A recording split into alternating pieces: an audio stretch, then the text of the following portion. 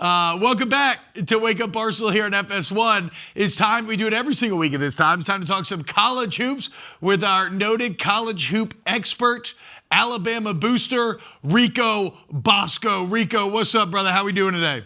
Good. You got to clarify expert. You just got to put diehard, because if you put expert and then you lose 3 in a row, you get in trouble. You know That's fair. Okay, diehard, yeah, right? Exactly. And look, me with college basketball, I'm looking forward to doing this show, getting into it more, learning to love it more, but it still means that I'm definitely a bit of a layman when it comes to all of this, especially at this time of year where I'm going to be so football-centric. Feast week is underway. Could you give me some context, explain why this is so much fun this entire week if you're a big college basketball fan?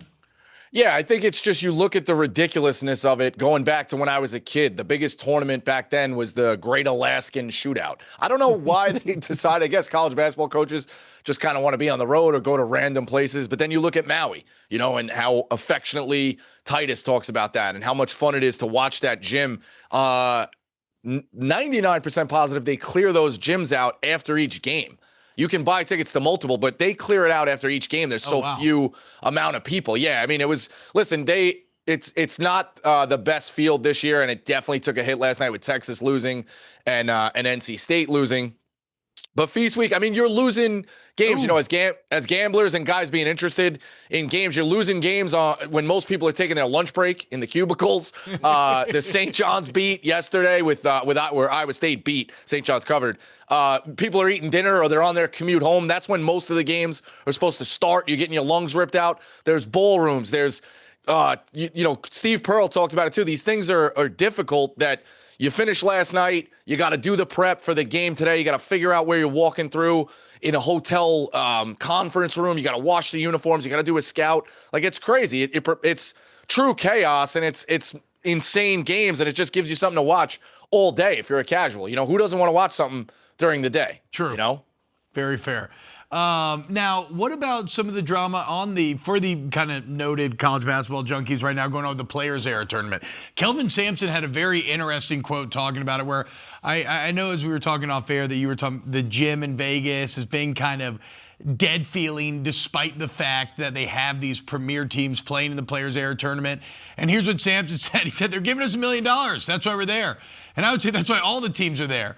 We didn't sign up for this to have a tournament where we could play each other. We signed up for this because they're giving us $1 million. If they decided to put a court down at some vacant lot and they'd give us $1 million, I'd go play there too. Your reaction? Yeah, credit to him calling it like it is. I mean, this is what motivates. The game has changed. NIL moves the needle for players. You look at the kid going to BYU, like, who thought BYU would have had the money? People are going to go where there's money. So these tournaments are going to be driven. They did a good job organizing it. They got a lot of great teams in it. The format is kind of weird that it's, points allowed and then tiebreakers in terms of point differential and stuff like that, which is kind of crazy. I know Riggs is on the side I'm on as well. Just kind of give us a bracket. Yeah. What'd you say? I said, yeah, just do a tournament. That's crazy. Just do a tournament. Yeah, it's very, so Houston wins one yesterday, but and Iowa State has a great win yesterday. Their point differential might not put them in the championship game. It's very, very bizarre. The attendance has been awful. It's in Vegas in the middle of the week. But again, it gives us something with this. I'm going to watch it, but credit to Sampson. This is why guys want to go play. This is what guys want to go play for. It's a bragging rights type of thing. $1 million on the line for their NIL, for the kids' pockets. Who's not going to want to play that? You saw what moved the needle in the past couple of weeks. Internet Invitational, a lot of money on the line. Yeah. We've done stuff here at Barstool, like what moves the needle? Money on the line. That's how it's always going to go. So credit to Sampson for calling it like it is. As a guy who hasn't watched a ton because it's football season, Rico, what can I say about the Fighting Illini at Thanksgiving? Dude, they're unbelievable. I really took away from that. I know Bama won that game. They were still getting the big guy back. He played, but those 2 7-footers are really, really good. Stojakovic is really, really good. I like their length. I like Underwood. I like their tenacity. They're very, I think Illinois will be right there. Now, again, the thing I keep telling people, it's the same with Alabama, which I'm sure we'll get to. Took a tough loss last night to Gonzaga. By the way, anybody on this show give out Gonzaga at 45-1 a couple of weeks ago? I did not. I might have. I think I did. Yeah. I think Rico did. Top 3 in Ken Palm. They're a very, very good team. But anyway, Illinois is going to take 5 or 6 losses in the Big Ten. And that, again, that's a good thing. These conferences have now become super conferences. They're so loaded. You're going to take 5 or 6 and still be really, really good. I think Illinois is right there. Was very, very impressed with what I saw from them. So you mentioned Alabama falling to Gonzaga last night there, Rico. And again, credit to Gonzaga. Very good team, as you pointed out a couple weeks ago. Are you at all concerned about Alabama sitting here at 3-2? Or kind of what you just said, is this just kind of the nature of the college basketball beast at this point? Yeah, I think you're always concerned a little bit about the front court. You know, Sherrill is supposed to be a guy who takes a little bit of a leap. Bull Bowen didn't do much last night. I love the kid Bristow, the kid 10, if you're watching the highlights. He was a great impact. Was absent for pieces of time last night. Took a leap in that Illinois game. So, yeah, you always worry about the front court. But as it comes down to it, you know, like lost by 10 and gave up that 11-0 run late and missed a ton of free throws. So, again, still right there. Front court for Alabama, definitely a concern. Shot like crap last night. But right there, I mean, this is what you're going to do. The SEC, they're going to take losses. SEC loaded conference. But Gonzaga is very good. That's the takeaway I get from this. Just very deep, very old. Going back to EK at Wyoming, I downloaded the Mountain West app just to watch him. Used to tell my brother, like, you got to watch this kid. Footwork like a ballroom dancer. Just he's an unbelievable player. So, and they get Foster, who used to be at Kansas. He's a big-time player now. Like, they're just very, very good. Old. Guards are taking a leap. Gonzaga, very, very good. What's like kind of the outlook here? Rank the Power 5 conferences of how good they are this year so far, or what you're expecting. Yeah, probably SEC, Big 10, Big 12. Am I missing one? Big East, I'm waiting to go last. Yeah, Big East last. Yeah. Big East last. ACC's 4. ACC, anything? Oh, yeah. ACC, Louisville. Carolina's going to be okay. Wake is Duke, obviously. Clemson taking a little bit of a leap. Yeah, ACC 4 above the Big East. Okay.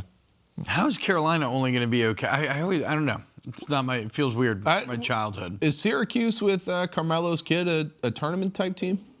They can be. Yeah. They're also the thing last night, they went toe to toe with Houston without Freeman, who's got 18 a game, 17.8 a game. And they also had 38 points in the paint. Now I like Houston today. I know it's Tennessee. It's that rematch from the Elite Eight when they absolutely crushed them. But if I know one thing about Sampson, again, like he's a tough dude, and you give up 38 in the paint and a lot of second chance points. I think the Houston guys, they're also built. They're dudes. They're ready to go again tomorrow. And not to say anything away from Tennessee. They got a great player too in that freshman, Ament. But I really like Houston here on a bounce back. Just when you challenge Houston's toughness, you see more tough. If that makes sense.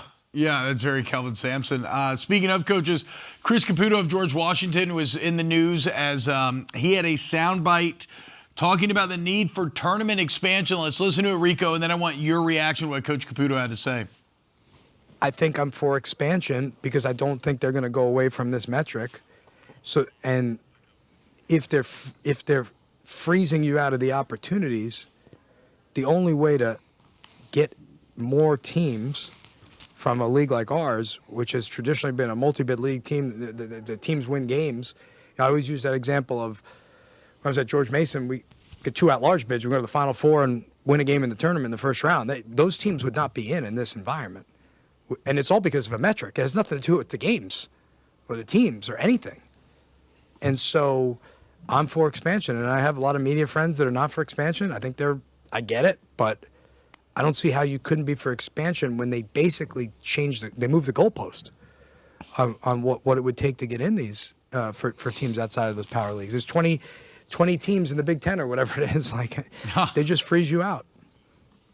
Yeah. So as he's getting at there, Rico, kind of saying that these major power conferences now don't want to schedule the big majors, and it's creating a lack of opportunity where they no longer able to build the resumes to get in. Agree or disagree? 1,000% agree. I mean, this is going back to even now. Gonzaga's not a mid-major. People, they're the top of the mid-majors if they've now elevated themselves into their own standalone power-type team. But if you look at Calipari wouldn't go play Gonzaga when they did in the true arena, in the kennel, when they did the home and home. Like, that's just how it goes. You got to look like why for some of these big conferences, it's very hard for them to ever get a home and home. Like Caputo's never going to get a home and home. He's got a good George Washington team. They get up and down the floor. Now, is he a friend? Did he send a beautiful white sweatsuit? 1,000%. But it's true. Like if you look, like so they played USF, who Brian Hodgson's an unbelievable coach on the leap. He was at Arkansas State for the last 2. He used to be a Bama assistant. He's an unbelievable guy. He rotates those programs. They went and played those guys. Brian's getting games against Alabama because he used to be on their staff. Like that's and Oates is like, all right, I'll keep it in the family and throw you a game. But Caputo's not going to get in a game. And then the worst thing some of these teams can do is go beat somebody. If Caputo went and beat Pitt at Pitt, they're like now he's on the X list. Like why am I going to take that? I'm not rolling the dice. And the thing too that they won't say, like I guess credit to Caputo and some of these other guys that won't air people out. They'll go play him anywhere. They don't want, like, it's not a home and home. They're not begging for a home and home. They're just looking for opportunities in the top 100. Hey, we'll go play at you. Yeah, we want a marquee win. We want a marquee game. You can't even get a marquee game, So, like, it's very tough. Now, the expansion, again, is hard. But if these guys are getting boxed out, like, I feel their pain. I feel their pain. A lot of these Power 5 teams will not play them. What's he expand to what? What's the number? Because like the 64 after the play-ins are done is like it's perfect. It fits. It is. It's perfect. I really worry about the timing schedule. I worry about the days carrying over and just even the time slots. Like you got 4 going.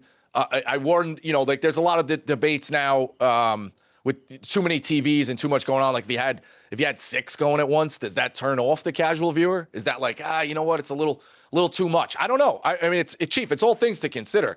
I could see 4 more. I'm okay with like 4 more play-ins, and truthfully get all those teams to play in. Make the 16s automatic. I hate the 16s playing in because again, you look back at Purdue when FDU beat them.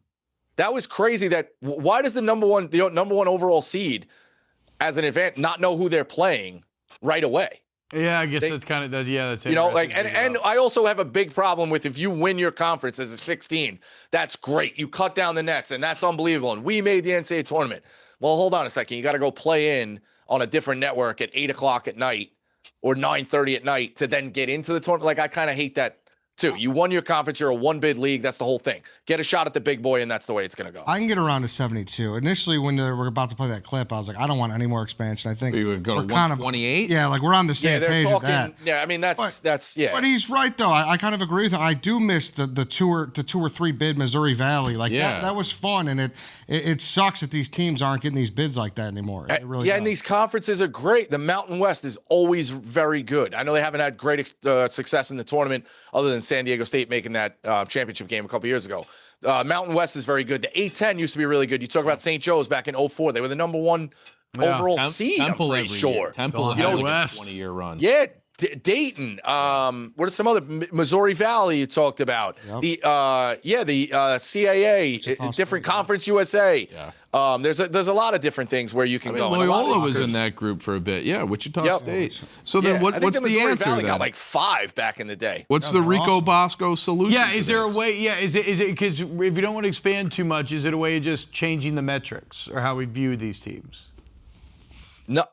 He's in a tough spot. They got to get opportunities against big-time teams, and I don't know if they will because there's not a lot of advantage to UConn having George Washington come to them. And there are coaches who don't turn it away, but they got to get to a super thing. Like credit to Musselman. He credited one of his assistants back when they made the tournament, and he was like, I think North Texas won a game. It was the year that 15 won a game. They all Arkansas played all those teams in the non-conference to elevate it, but not everybody's willing to do that. You also got to look like if you're fighting, your job is to get in the tournament. Yeah. If you come into the preseason and you're 40 or 45 in the preseason ratings, where it's like, okay, I'm going to be fighting tooth and nail here to go get an at-large bid.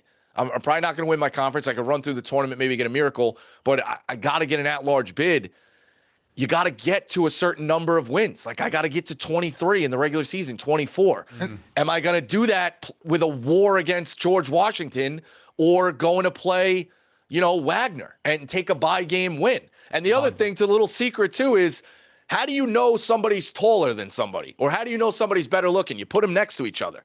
The tough part is if Oregon State and George Washington are fighting for a bid and they played that year, the head-to-head probably tells you, yeah, we're going to lean George Washington.